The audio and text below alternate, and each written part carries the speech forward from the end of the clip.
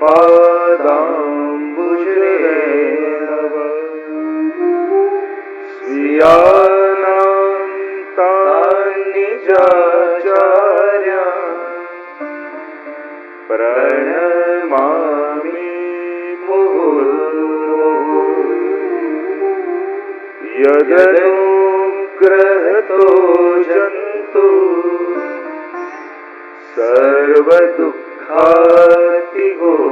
भवेत् तमहं सर्वदा वन्दे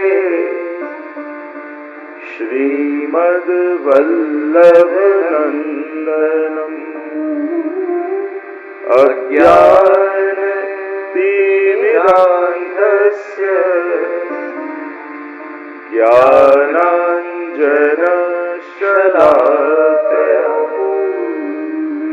चक्षुरुन्मीलितं येन तस्मै श्रीगुरवे नमः। नमामि हृदये शेषे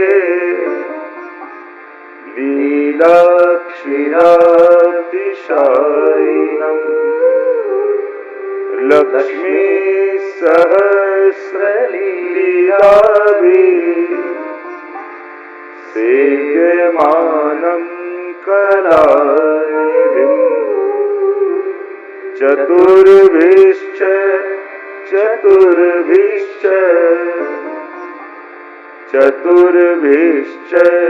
त्रिभिस्तथा षड्भिर्विराजते योऽसौ पञ्चधा हृदये। नमो भगवते तस्मै कृष्णायाद्भुतकर्मणे रूपनाम विभेदेन जगत क्रीडति यो यतः सच्चिदानंद रूपाय विश्वोत्पत्त्यादि हेतवे तापत्रय विनाशाय श्री कृष्णाय वयं नमः। निस्साधन जनोद्धार कर्ण प्रकटीकृतः गोकुलेश स्वरूप श्री वल्लभ शरणं मम। योऽन्तः प्रविश्य मम वाचमीमां प्रसुप्तां सञ्जीवयत्यखिलशक्तिधर स्वधाम्ना अन्यांश हस्तचरणश्रवणत्वगादीन् प्राणान्नमो भगवते पुरुषाय तुभ्यम्। राधे कृष्ण गोविंद गोपाल राधे माधवा राधे कृष्ण गोविंद गोपाल राधे माधवा राधे कृष्ण गोविंद गोपाल राधे माधवा राधे कृष्ण कार्य गोपाल राधे माधवा गोविंद राधे माधवा गोविंद राधे माधवा गोविंद राधे माधवा गोविंद राधे माधवा गोपाल राधे माधवा गोपाल राधे माधवा गोपाल राधे माधवा गोपाल राधे माधवा राधे कृष्ण गोविंद गोपाल राधे माधवा राधे कृष्ण गोविंद गोपाल राधे माधवा राधे कृष्ण गोविंद गोपाल राधे माधवा राधे कृष्ण कार्य गोविंद गोपाल राधे माधवा गोविंद राधे माधवा गोविंद राधे माधवा गोविंद राधे माधवा गोविंद राधे माधवा गोपाल राधे माधवा गोपाल राधे माधवा गोपाल राधे माधवा गोपाल राधे माधवा राधे कृष्ण गोविंद गोपाल राधे माधवा राधे कृष्ण गोविंद गोपाल राधे माधवा राधे कृष्ण गोविंद गोपाल राधे माधवा राधे कृष्ण गोविंद गोपाल राधे माधवा गोविंद राधे माधवा गोविंद राधे माधवा गोविंद राधे माधवा गोविंद राधे माधवा गोपाल राधे माधवा गोपाल राधे माधवा गोपाल राधे माधवा गोपाल राधे माधवा राधे कृष्ण गोविंद गोपाल राधे माधवा राधे कृष्ण गोविंद गोपाल राधे माधवा राधे कृष्ण गोविंद गोपाल राधे माधवा राधे कृष्ण गोविंद गोपाल राधे माधवा राधे कृष्ण गोविंद गोपाल राधे माधवा राधे कृष्ण गोविंद गोपाल राधे माधवा राधे कृष्ण गोविंद गोपाल राधे माधवा राधे कृष्ण गोविंद गोपाल राधे माधवा राधे कृष्ण गोविंद गोपाल राधे माधवा राधे कृष्ण गोविंद गोपाल राधे माधवा राधे कृष्ण गोविंद गोपाल राधे माधवा राधे कृष्ण गोविंद गोपाल राधे माधवा कृष्ण कन्हैया लाल की जय भागवत भगवान की जय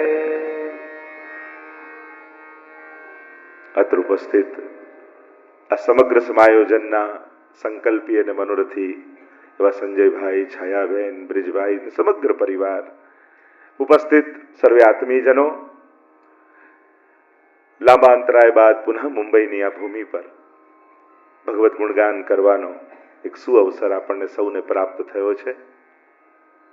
અને સત્સંગ એ કોઈ વાણી વિલાસ નથી, એ કેવલ કોઈ મીઠા મીઠા શબ્દોના પ્રયોગ નથી. કોઈના હૃદયમાં બિરાજતો ભાવ, કોઈને દાન કરવું, એનું નામ સત્સંગ છે. શબ્દો માધ્યમ બને, શબ્દોના પાત્રમાં વક્તા પોતાનો ભાવ લઈ અને ભક્તના હૃદયમાં ઠાલવે, એને જે વક્તા યા જે ગ્રંથમાં ભાવ બિરાજે છે એ ભાવ શ્રોતાના હૃદયમાં સ્થાપિત થઈ જાય, એનું નામ જ સત્સંગ છે. એ 7 દિવસ હોય, 3 દિવસ હોય, 1 દિવસ હોય કે 2 ઘડીનો સત્સંગ હોય, સમય એટલું મહત્વનું નથી. કારણ કે સત્સંગની તો ક્ષણ પણ સ્પર્શી જાય તો એ પાપીઓ સંત બની જાય. એવા ઉદાહરણો આપણને જીવનમાં મળેલા છે, ગ્રંથોમાં મળેલા છે, ઇતિહાસમાં લેખાયા છે. એટલે ભાવનો સંગ એ જ સત્સંગ છે. કેટલા વર્ષોનો મારા છાયાબેનનો મનોરથ, સંજયભાઈનો મનોરથ, લગભગ મને લાગે 7-1 વર્ષથી પરેશભાઈને નિયમિત એમના ફોન આવે કે ક્યારે ક્યારે ક્યારે. પણ સત્સંગની તારીખો આપણે નક્કી નથી કરતા, એ તો ઠાકોરજી જ નક્કી કરતા હોય છે. સત્સંગનો સમય એ કેલેન્ડર કે ઘડિયાળ જોઈને નક્કી નથી થતો, એ ઠાકોરજીની ઈચ્છા જોઈને નક્કી થાય છે. અને ગમે તેટલા આયોજનો, વ્યવસ્થાઓ કરો, પણ એ પ્રભુ જે ક્ષણમાં આપણા ભાગ્યમાં સત્સંગ લખે ને કે આટલી સેકન્ડ તારી મારા માટેની, બસ એટલા કલાક આપણને મળે, એ જ સમય અને એ જ દિવસો આપણને મળે. એટલે આપણા ભાગ્યમાં ભગવાને ભાગ્યોદયેન बहुजन्म समर्जितेन सत्संगमम च लभते पुरुषो यदा वै, जो भागवत के महात्मा वर्णित किया गया, जब भाग्य का उदय होता है तब ये क्षणें जीवन में आती है. અને એટલે સમય સારો ચાલી રહ્યો છે. આ 3 દિવસ આપણા છે. અને ઘણીવાર લોઢું ગમે તેટલા મોટા પ્રમાણમાં હોય, નાનકડો પારસમણી કણ જેટલો અડે ને તો એ જેટલી માત્રાનો છે એટલો સોનું નથી બનાવતો, લોઢું જેટલું માત્રાનું છે એટલું સોનું કરી નાખે. એમ આ જે સત્સંગની ક્ષણો છે ને, ભલે પારસમણીના નાનકડા કાંકરા જેટલી 3 દિવસની હોય, પણ એ તમારા જીવનના 100 વર્ષોને સોનું બનાવી દેશે. જન્મથી લઈને મરણ સુધીના એ પ્રત્યેક ક્ષણને સુવર્ણમય બનાવી દેશે. એટલે સત્સંગની માત્રા પ્રમાણે કલ્યાણ નથી થતું, કલ્યાણ તો તમારા જીવનની યાત્રા પ્રમાણે થાય છે. આ જીવનની યાત્રાને સાર્થક કરનારું છે ને સત્સંગની ક્ષણો. અને એમાં પણ કૃષ્ણ ચરિત્ર જેવો વિષય હોય, જ્યારે વિષય રાખો તમે નક્કી કરો શું સાંભળવું, શું કયા વિષય પર, કે ના મળીને નક્કી કે કૃષ્ણ ચરિત્ર 10મ સ્કંદ, ભાગવતના 10મ સ્કંદ આધારિત કૃષ્ણ ચરિત્રનું ગાન 3 દિવસ આપણે મળીને કરીશું. અને આપણે બંને ભક્તિ કરીશું. હું ગાઈને કીર્તન ભક્તિ કરીશ, તમે સાંભળીને શ્રવણ ભક્તિ કરજો. ભક્તિ તો બંને બાજુથી થશે. હું પ્રભુના આ દિવ્ય ચરિત્રોને ગાઈશ, જાણે કારાગૃહથી તમારી યાત્રા કૃષ્ણ સાથેની શરૂ કરીશ અને છેક તમને લઈ જઈશ એ મહારાષ્ટ્રની ભૂમિ સુધી. કારણ કે બધું જ કદાચ, અને આપણે તો રૂક્ષ્મણી વિવાહનો ભાવ કર્યો છે, તો તમને છેક દ્વારિકા સુધીની યાત્રા કરાવીશું. એટલે કે સુખદેવજી અને વ્યાસજીની સાથે જાણે આપણને કૃષ્ણ જીવન યાત્રાનો દર્શન કરવાનો અવસર મળશે. આ એવી દિવ્ય યાત્રા છે. ભાગવતનો અનુભવ અને પ્રભુએ આ લીલાઓ પ્રગટાવી કેમ ભાગવત રૂપે? કારણ કે જ્યારે પ્રગટ રૂપે ભગવાન ન બિરાજતા હોય તો આ ભક્તોનો ઉદ્ધાર કોણ કરે? તો કે ભગવાનની કથા કરે. અને એટલે ભગવાન કથા રૂપે પ્રગટ થયા. કારણ કે જેવો અસુર એવા અવતાર. હિરણ્યકશિપુને મારવો હોય તો વરદાન જ એવા માંગ્યા કે ભગવાને નરસિંહ બનીને આવવું પડે. હિરણ્યાક્ષને મારવો હોય તો ભગવાને વરાહ બનવું પડે. જેવો અસુર એવો અવતાર. તો અહીંયા અસુર કોણ? કે પરીક્ષિતને લાગેલો શ્રાપ. એ શબ્દરૂપ છે તો ભગવાન કથા રૂપ ધારણ કરીને પધાર્યા. જેવો અસુર શ્રાપ શબ્દમય, તો અસુર શ્રાપ રૂપ છે, તો ભગવાન શબ્દમય વાંગમય રૂપ ધારણ કરીને પધાર્યા. ભાગવત રૂપ ધારણ કરીને પધાર્યા. અને જેટલા કૃષ્ણએ નથી તાર્યા એનાથી અનંત ગણા કૃષ્ણની કથાએ તાર્યા છે. ભગવત કથા એવી છે. સતયુગ, ત્રેતા, દ્વાપર એ બધામાં તો ભગવાને પોતે આવવું પડે. અને કલિયુગમાં ભગવાને કથાને એવી મૂકી દીધી છે કે ભગવાનને ધક્કો ખાવાની જરૂર નથી. કથારૂપ પરમાત્મા તમારા હૃદય સુધી પહોંચી જાય છે. અને એમાં પણ કૃષ્ણ ચરિત્ર હોય. ભગવાન રામ અને કૃષ્ણના ચરિત્રનું જો મારી રીતે હું ડેફિનેશન કરું તો ભગવાન રામનું ચરિત્ર એ સુવાક્ય જેવું છે અને કૃષ્ણનું જીવન ચરિત્ર એ ઉખાણા જેવું છે. કારણ કે સુવાક્ય તો વાંચવા લખવા બધાને ગમે, તરત સમજાઈ જાય. પણ કોઈ ઉખાણું હોય ને, પઝલ હોય, એને તો કોઈ સમજદાર ઉકેલીને બતાવે ને તો જ સમજાય, બાકી તો સમજમાં ના આવે. આવું કરાય ભગવાન થઈને? આવું કોઈ ભગવાન કરતો હશે? દરેક ઘટનામાં જે પ્રશ્ન પેદા કરે એ જ કૃષ્ણ છે. દરેક ચરિત્રમાં જે પ્રશ્ન પેદા કરે છે એનો આનંદ જ એ છે. પહેલા પ્રશ્નાર્થ રૂપે કૃષ્ણ આવે અને પછી જીવનનો પૂર્ણ વિરામ બની જાય. એમ થાય પ્રેમ કરવા જેવો હોય તો આ જ છે. અને એમ લાગે કે બસ સર્વ વસ્તુ સમર્પણમ કૃષ્ણ એવ ગતિર્મમ. મહાપ્રભુજીના એ વાક્યો આપણને યાદ આવે. ઘણી વાર લોકો કૃષ્ણાશ્રય વાંચે ને તો હતાશ, ઓ સર્વ માર્ગ જાણે, બધા માર્ગ ખતમ, તીર્થો ખતમ, દેવતાઓ. અરે આ હતાશા માટે નથી. આ બધા જ હતાશાઓની વચ્ચે મહાપ્રભુજી કૃષ્ણાશ્રયમાં એક આશાનું કિરણ આપે છે કે આ બધું જ નાશ થઈ જશે, છતાંય એક કૃષ્ણનો આશ્રય કરીશ તો તું તરી જઈશ. કૃષ્ણાશ્રય તો પરમ આશાનું કિરણ છે કે કદાચ કલિયુગ બધાનો નાશ કરી દેશે પણ કૃષ્ણનો આશ્રય જેણે કર્યો છે. એટલે જ સતયુગ, ત્રેતા, દ્વાપર આ બધામાં આ ચારેય યુગમાં ભગવાનનું નામ એવું છે ને એ ચારેય કાળમાં કામ કરે છે. એના પર કાળનો પ્રભાવ નથી થતો. જો હવે સતયુગનો અવતાર નથી થવાનો, કલિયુગ ચાલે છે, ત્રેતાનો, દ્વાપરનો નહીં થાય, પણ સતયુગમાં નામનો મહિમા હતો, દ્વાપરમાં એટલો જ, ત્રેતામાં એટલો, અને કલૌ કેશવ કીર્તના કલયુગમાં તો વધી ગયો. અહીંયા તો કદાચ ભગવાન ન આવે એવી સંભાવનાઓ બહુ જ છે. અને એટલે ભગવાને નામ આપી દીધું. એટલે તું મારી કથા રાખ, મારું ભગવત નામ રાખ, કલયુગમાં આ તને તારી દેશે. ગંગા જીવ ની પોકારમાં કલયુગમાં તાકાત નથી રહી કે પોકારે ને દોડીને આવી જાય. હા, ભગવદીઓ થયા, ભક્તો છે ને, ઇતિહાસો તો લખાયા છે, પણ ભગવાનનું નામ એવું છે ક્યારે પણ નિષ્ફળ નથી જતું. આપણી તકલીફ એ છે કે આપણને તેમ થાય કે સ્વિચ દબાઈ એટલે પંખો તુરંત ચાલુ થવો જોઈએ. હું બોલાવું ને ભગવાન તુરંત સામે આવીને કામ કરીને નીકળી જવા જોઈએ. એ આપણા ટાઈમે કામ કરે જરૂરી નથી. એ તમને જરૂર હશે ને ત્યારે જ આપશે. કારણ કે આપણી માંગણી આપણા પુરુષાર્થ અને જરૂરત કરતા પહેલી હોય છે. હજી આપણે પૂરી તાકાત લગાવી નથી હોતી, એ પહેલા તો હાર માનીને પુકારવા લાગી જઈએ. પ્રભુ કે હજી મેં તને ઘણું બળ આપ્યું છે, હજી તારામાં ઘણી તાકાત છે, હજી મને આશા છે કે મારી જરૂર નહીં પડે, તું જ પતાવી દઈશ. પણ જયારે એમ થાય કે બધું જ બળ લગાયા પછી હજી કઈ કામ નથી કરતું, ને પછી જયારે હે હરી કરીને પુકાર કરો, ત્યારે જેમ દ્રૌપદી માટે દોડીને આવ્યો પ્રહલાદ માટે થાંભલો ફાડીને આવ્યો, એમ ક્યાંક તમારા જ હૃદયમાંથી ન પ્રગટી જાય. આપણે તો બહાર જોતા હોય કે ક્યાંકથી આવશે, એને ક્યાં જરૂર છે કે બહારથી જ આવે?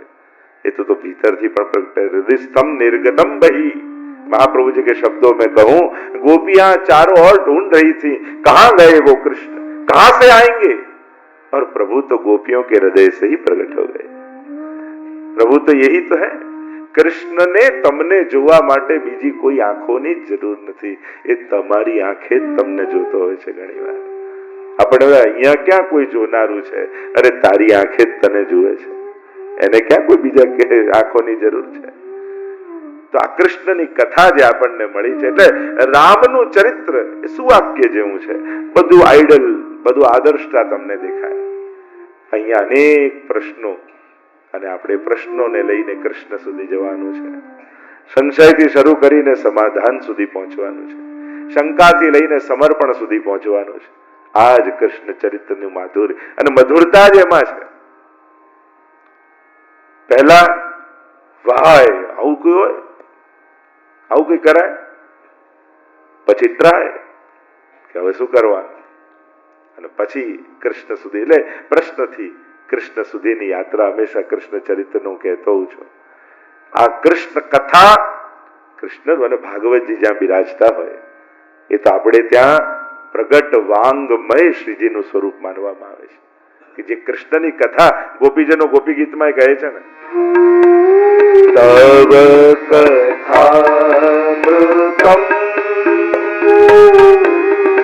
તપ્ત જીવનમ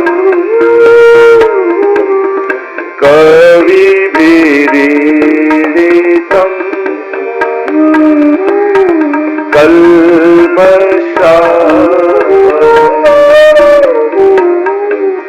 શ્રવણ મંગલમ શ્રીમદાતતમ ભુવિ ગૃણંતિ તે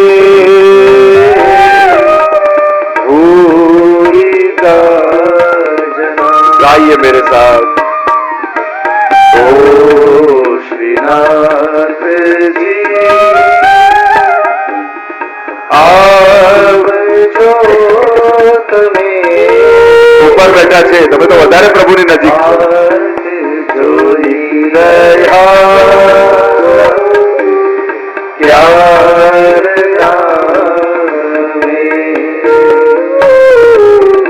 અનેક જન્મથી જીવરાત આપ શરણ ખબર ના પડે. તવ કથામૃતમ, અમૃત કહ્યું છે કથાને. આ કથા તો અમૃત છે. મરેલાને જીવાડી દે. અને મરેલો કોણ છે? જે જીવ્યો જ નથી એ મરેલો જ છે. જીવતર કહેવું કોને? જેણે જીવનમાં આત્મકલ્યાણનો પ્રયાસ કર્યો નથી એ મરેલો છે. કારણ કે મૃત્યુની જ આવતા જન્મની તૈયારી કરી રહ્યો છે. અને ઘણી વાર આપણને એમ લાગે આ નહીં તો આવતો જન્મ, આજે કથામાં નહીં તો કાલે. ઘણી વાર થોડું પણ મોડું બહુ લાંબુ ચક્કર લગાવ્યું. આપણે એમ લાગે કે ટ્રેન જતી હતી ને આપણે 5 મિનિટ મોડા પડ્યા. 5 મિનિટ નથી પડ્યા, 24 કલાક પડ્યા છે ને. હવે ટ્રેન તો કાલે મળશે. એક્ઝામમાં 10 મિનિટ મોડો પડ્યો, 10 મિનિટ નહીં 1 વર્ષ મોડા પડ્યા. હવે તો આવતા વર્ષે એક્ઝામ આવશે. એમ એક જન્મ ચૂકી ગયા તો એક નથી, 83,99,999 જન્મ પછી આ માનવ દેહ પાછો મળવાનો છે. એટલે થોડો પણ વિલંબ કેટલા લાંબા અંતરાયનું કારણ બની જાય છે. એટલે પણ જ્યારે પણ ભગવત કાર્ય કરવા મળે, ભગવત સત્સંગ મળે, પુણ્ય કરવા મળે, સત્કર્મ કરવા મળે, બને તો મોડા ન પડતા, તક ચૂકી ના જતા. કોણ જાણે આજે ન ગયો ને આજે જ મને ઉદ્ધાર થાય એવું કંઈક આવવાનું હતું, મને સ્પર્શે એવું કંઈક કહેવાના હતા. કેટલું લાંબુ ચક્કર પડી જાય. ઘટનાઓ તો ઘણી ઘટશે દુનિયામાં, કથાઓ તો ઘણી બેસશે, કોણ જાણે સંજોગો બનશે કે નહીં. એટલે હંમેશા ઇન્સિક્યોરિટી રાખવી કે ફરી કથાનો સમય ક્યારે આવે, મારે એક ક્ષણ ચૂકવું નથી. અમૃત છે અને અમરત્વ કથા આપે એટલે સાંભળ્યા પછી મરશો જ નહીં એમ. આ શરીરમાં જ રહેવું એ થોડી અમરત્વ છે. કોઈની યાદોમાં જીવવું એ પણ અમરત્વ છે, કોઈની પ્રેરણામાં જીવવું એ પણ અમરત્વ છે. ઘણા એવા છે જતા રહ્યા છે, આજે હયાત દેહથી નથી પણ આજે આપણી પ્રેરણામાં છે, આપણા ભાવમાં છે, આપણી લાગણીઓમાં છે. એમના વિચારધારાથી હજારો લોકો જીવી રહ્યા છે. આટલા મહાપુરુષો, આટલા સંતો, આચાર્યો પોતે છે નહીં પણ હજારોના હૃદયમાં જીવે છે. તો આ અમરત્વ નથી, આપણે એક અમરત્વ છે. આ જીવનની પરમ કલ્યાણ શેમાં છે? અંતે નારાયણ સ્મૃતિ. ભાગવત એમ કહે કે આ માનવ જીવનનું પરમ કલ્યાણ સાધ્યું ક્યારે કહેવાય કે અંત ઘડીમાં ભગવાન યાદ આવી જાય. અને જીવનભર જેને યાદ કર્યા હોય ને એને જ અંત સમયમાં આવે. સહેલું નથી. મંદિરમાં પ્રભુ આગળ બેઠા હોઈએ ને તોય મન ઠાકોરજીમાં નથી રહેતું. તો હોસ્પિટલના ખાટલામાં છેલ્લી ઘડીએ પડ્યા હશો, બાટલાઓ ચડતા હશે, ઇન્જેક્શનો વાગતા હશે, ડોક્ટર ને નર્સ સામે ઉભા હશે, ખાતરી ખરી એવા સમયે મન ઠાકોરજીમાં હશે. અરે હવેલીમાં ઠાકોરજીની સન્મુખ બેઠા હોઈએ તોય મન એમનામાં નથી રહેતું. અનુકૂળ સંજોગો જ્યાં ભગવાન યાદ આવે જ એવા સંજોગોમાં બેઠા છતાંય ભગવાન યાદ નથી આવતા. તો યાદ ન જ આવે એવા સંજોગોની વચ્ચે યાદ આવે એવી ખાતરી ખરી. આ તો જેને ભગવત નામ જીવા પર લીધું હોય ને, આ જો કથામાં તમે બેઠા છો, તમે 3 દિવસ બેઠા પણ આનું થશે શું? તુરંત ચોથા દિવસે કઈ મળી જાય એ ખાતરી નથી. એની ખાતરી હું નહીં આપું પણ એની ખાતરી ચોક્કસ આપીશ કે 3 દિવસ કથામાં બેઠા હશો ને તો છેલ્લા સમયે ભગવાન તમારી આંખોની સામે ચોક્કસ બેસી જશે, જીવવા પર આવીને ચોક્કસ બેસી જશે. આ ઇન્વેસ્ટમેન્ટ એવું છે કે આ સમય પાકશે ક્યારે? જ્યારે જવાનો સમય આવશે ત્યારે. ભગવત નામ, ભગવત સેવા, ભગવત કથા તમારું કદાચ જીવન ન સુધારી શકે તો વાંધો નહીં પણ તમારું મૃત્યુ ક્યારે બગડવા નહીં દે, આ ખાતરી છે. જેણે પણ અજાણતામાં પણ ભગવત નામ લીધું છે એનું ભગવાન મૃત્યુ નહીં બગડવા દે. કારણ કે મહત્વનું છે છેલ્લી ઘડીઓ, અંતિમ તકો. ત્યારે ભગવાન આ સમયને યાદ કરી એ સમય ક્યાંક જીવા પર આવી જશે. કોઈ વૈષ્ણવ બનીને આવી જશે, કોઈ ગુરુ બનીને આવી જશે, કોઈ ચિત્ર બનીને આવે. છેલ્લે કાંઈ નહીં તો ટીવી સામે હશે ને તો અંત સમયમાં કોઈ ભગવાનની સિરિયલ ચાલતી હશે અને કૃષ્ણ યાદમાં આવી જશે, સ્મરણમાં આવી જશે. આ ભગવત નામ લઈને ભગવત કથામાં જે આવીને બેઠો છે, જેણે ભાગવત સાંભળ્યું છે, ભગવાન ક્યારે એની અધોગતિ નથી થવા દેતા. અને વિચાર કરો ને પરીક્ષિત મહારાજ, આગળ આવશે દશમસ્કંદમાં જયારે પ્રવેશ કરીશું, કયું પુણ્ય પરીક્ષિત મહારાજે કર્યું? આપણે કહીએ બહુ પુણ્યો કર્યા હોય ને એને કથા મળે. પરીક્ષિત મહારાજે તો પાપ કર્યું હતું. પુણ્ય કર્યું તો પાપ કર્યું ને. પેલા ઋષિના ગળામાં, કથામાં હું જતો નથી પણ ભાગવતની કથા લગભગ બધાએ સાંભળી છે કે મરેલો સર્પ ઋષિના ગળામાં નાખ્યો અને શ્રાપ લાગ્યો કે 7મા દિવસે તને તો જીવતું સર્પ આવીને દંશ દેશે. અપરાધ જ કર્યો ને, સત્કર્મ તો કર્યું નહોતું. જો એમ કહેતા હો કે પુણ્યથી કથા મળે તો આપણે તો પાપ કર્યું છતાંય ભગવાન કથા રૂપે આવી ગયા, પધાર્યા ને પ્રભુ. કારણ પાંડવના પુત્ર છે.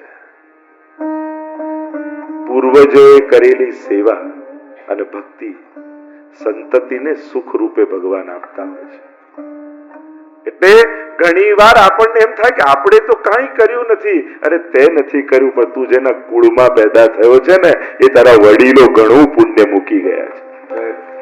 ઘણાના વડીલો પૈસા ભલે ન મૂકી ગયા હોય પણ પુણ્ય એવા મૂકી જાય ને કે બાળકો સુખ કાંઈ કર્યા વગર પણ સુખ જીવનમાં આયા જ કરે. કાંઈ કર્યા પણ ભક્તિ અને સત્કર્મોની તકો ભગવાન એમને આપ્યા જ કરે. આપણે લાગે કે આપણે તો કાંઈ નથી કર્યું, છતાંય હા વડીલો મૂકી ગયા છે.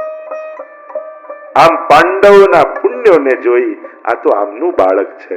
એટલે જ હું વારે ઘડીએ કહેતો હું, વૈષ્ણવ કુળમાં જન્મ લેવો એ પણ સાધારણ ઘટના નથી. એ તમારા વડીલોના અને તમારા પૂર્વ જન્મના પુણ્યો છે કે કોઈ વૈષ્ણવ કુળમાં તમારો જન્મ થયો છે. આને આકસ્મિક ઘટના ન માનતા, આ ભગવાનનું તો આયોજન જ છે. સુચિનામ શ્રીમતામ ગે. ગીતાજીમાં ભગવાન કહે કે હું એવા ઘરે જન્મ આપું કે જ્યાં મારી ભક્તિ કરવાની બધી અનુકૂળતા હોય. કારણ કે તમે જન્મ લીધો અને બોલતા થયા ને તો મા બાપ બેટા રાધે રાધે બોલ, રાધે રાધે બોલ. કારણ આ પરિવારમાં છે.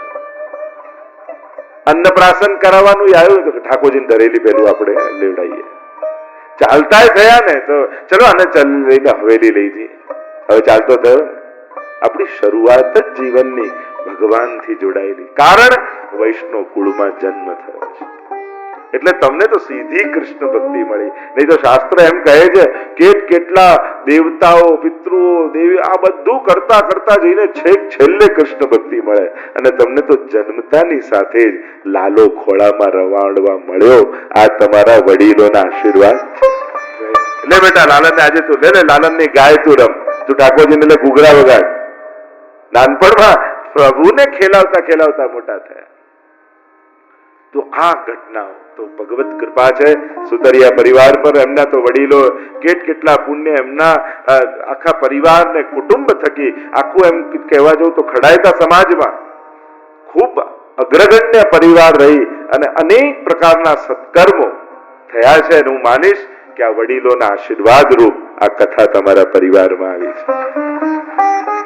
શ્રીનાથજી બાબા પ્રસન્નતા અભિવ્યક્ત કરે. જ્યારે પણ આપણા હાથે પુણ્ય થાય, ભક્તિ થાય, સેવા થાય, ત્યારે માનવું આજે ઠાકોરજી મારા પર બહુ રાજી છે.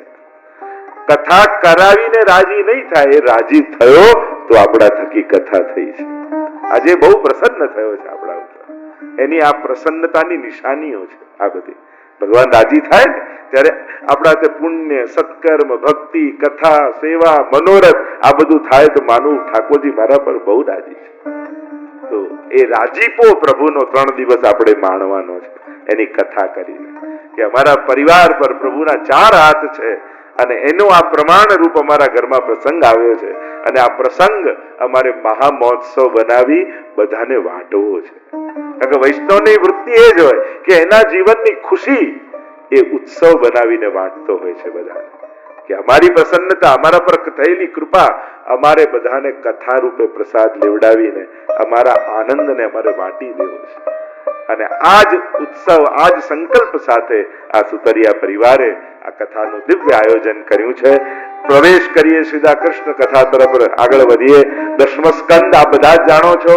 ભાગવત એ વાંગમય સ્વરૂપ ભગવાનનું. દ્વાદશાંગ વૈ પુરુષ, ભગવાનના 12 અંગ વેદે કયા છે અને ભાગવતના પણ 12 સ્કંદ શ્રીનાથજી બાબાના અંગરૂપ. 1લો અને 2જો સ્કંદ બંને ચરણ, 3જો અને 4થો સ્કંદ બંને બાહુ, 5મો અને 6ઠો સ્કંદ બંને જંગાઓ, 7મો સ્કંદ મુષ્ટિકા વાળો હાથ, 8મો અને 9મો સ્કંદ બંને વક્ષસ્થળ, 10મો સ્કંદ હૃદય, 11 સ્કંદ મસ્તક, 12મો સ્કંદ ઊંચો ઉઠેલો હાથ.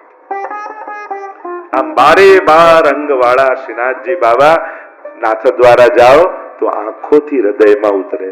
ભાગવત કથામાં જાઓ તો એ કર્ણથી હૃદયમાં ઉતરે. એનું નામ જ છે ને કાનુડો. જે કાન દ્વારા હૃદયમાં ઊંડો ઉતરી જાય એ જ કાનુડો છે. આ કથામાં કાનુડો આપણા હૃદયમાં આપણે આ પધારાવે છે ને તે કર્ણ દ્વારા. કારણ કે બાકી બધા દ્વારો કદાચ બંધ કરી દઈએ, કાનને પોતાની રીતે બંધ કરવાનો કોઈ રસ્તો નથી. આંખ બંધ કરી શકો પોતાની રીતે, મુખ બંધ કરી શકો પોતાની, કાન બંધ કરીને બધા, આંગળી વગર તમે બંધ ના કરી શકો. એટલે પ્રભુએ કહ્યું બધા દરવાજા બંધ કરીને આ 2 બારી તો મારી પાસે રાખીશ. એ ચોર જ છે ને, અને ચોર હોય ને બારીઓ ગોતતો જ હોય. એ સીધો મેઇન ડોર થી ના આવે. આપણને એમ થાય કે હું જપું છું, આમ કરું છું, સત્કર્મ કરું, આ એની કઈ ખિડકીથી પ્રવેશ છે એને જ ખબર છે.